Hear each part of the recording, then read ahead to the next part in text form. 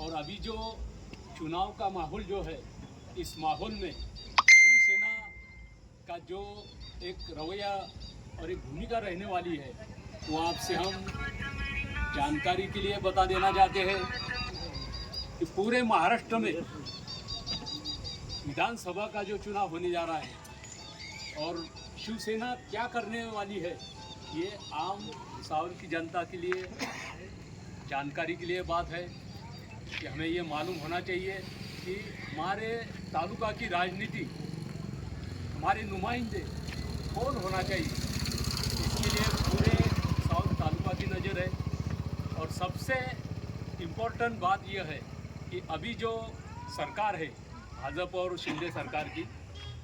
तो ये जो शिंदे सरकार ने अभी जो कुछ योजनाएं लागू की है और हमारी बहनों के लिए जो एक आमिष लग रहा है कि हमें कुछ तो भी मिल रहा है इसमें। मुख्यमंत्री लाडली बहन के नाम से हमारे महिलाओं को भगिनी जो है हमारी, तो उनको जो एक प्रकार चुनाव में जो आमिष दिया जाता है, ढंग से ये महाराष्ट्र की सरकार अभी काम कर रही है। शिवसेना चाहती है कि ऐसे जो गद्दार लोग हैं जिन्होंने शिवसेना छोड़ के भाजपा के साथ जो हाथ मिला के इस महाराष्ट्र के साथ जो ज्यादती की है और जो धोखेबाजी की है, लोगों के साथ बहुत बड़े धोखा देके, और महाराष्ट्र की सरकार जिस तरह से स्थापित की है उसमें बहुत बड़ा भ्रष्टाचार हुआ है। आप सभी लोग जानते हैं कि 50-50 करोड़ के उन्होंने खोखे लेके ये सरकार बनाई है। इसके पीछे भाजपा और आरएसएस का बहुत बड़ा हाथ है। और हम ये चाहते हैं कि इस देश सुरक्षित हाथों में रहने के लिए भाजपा और आरएसएस, इनके हाथों में इस देश की बागडोर कभी भी रहनी नहीं चाहिए। हम चाहते हैं कि इस देश को सही राह में चलना है, महाराष्ट्र को सही राह में चलना है, तो हमें छत्रपति शिवाजी महाराज, ये हमारे देश के ही नहीं तो पूरे आज दुनिया में छा गए हैं। छत्रपति शिवाजी महाराज की जो नीति है वो इस देश को, महाराष्ट्र ही नहीं तो पूरे देश को, और बाकी जो इतिहासकार थे ब्रिटिशों के, तो ब्रिटिश लोग भी छत्रपति शिवाजी महाराज की जो नीति थी उसके लिए वो चाहते थे कि छत्रपति शिवाजी महाराज एक बहुत बड़े नेता भी है और एक लड़ाकू बहुत बड़े आदमी है। तो ये सब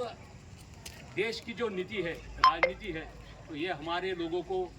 मालूमात होना चाहिए। हमारे यहाँ अभी जो प्रवेशार्थी है शिवसेना में प्रवेश करने जा रहे हैं, उनके सामने भी शिवसेना की नीति ये मालूमात होनी चाहिए। इसलिए मैं इस बात को आपके सामने रखना चाहता हूँ कि हम जिस पार्टी में जा रहे हैं, आज हम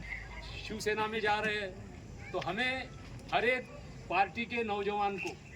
मालूमात चाहिए कि हमारी पार्टी किस राह पे, किस राजनीति और किस सिद्धांत के ऊपर चलने वाली है। तो हमारे मुसलमान भाइयों को ऐसा लगेगा कि भाई हमने तो प्रवेश ले लिया शिवसेना में, लेकिन ये पार्टी किस राह पे चल रही है, क्योंकि हमारे तरफ तो पार्टी के नाम से अलग अलग नाम है।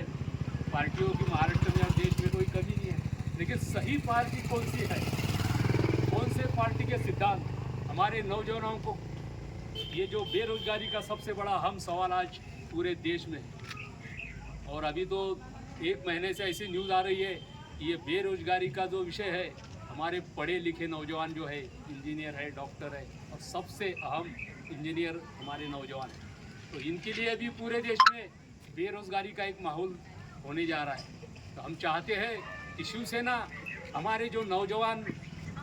नुमाइंदे हैं, जवान हैं, लड़के हैं, उन सभी पढ़े लिखे नौजवानों को इस महाराष्ट्र में, देश में, उनको एक सही जगह पे उनको नौकरी, रोजगारी, अपना धंधा करने के लिए उनको बिजनेस में, और जो भी स्कीम है उसका फ़ायदा हमारे नौजवान को मिलना चाहिए। तो हमारी इस शिवसेना की ऐसी एक नीति है कि हमारे सभी नौजवान होंगे, हमारे भाइयों बहनों होंगे, उनको भी इसका फ़ायदा मिलना चाहिए। हमारे पूरे महाराष्ट्र में आज जो महंगाई का एक दौर शुरू हुआ है कि 1500 रुपये देने के बाद अभी 2 महीने का 3000 रुपये मिले हैं। 3000 रुपये उनके अकाउंट पे आते ही 2 दिन से तेल के भाव बढ़ गए। हम चाहते हैं कि हमारी बहनें उधर खड़ी है, उन्हें भी अगर यहाँ आ जाए तो उनको भी मेरी बात सुनने को, हमारे शिवसेना की बात उनको सुनना। बहन जी आइए इधर, शिवसेना की बात सुन लीजिए। तो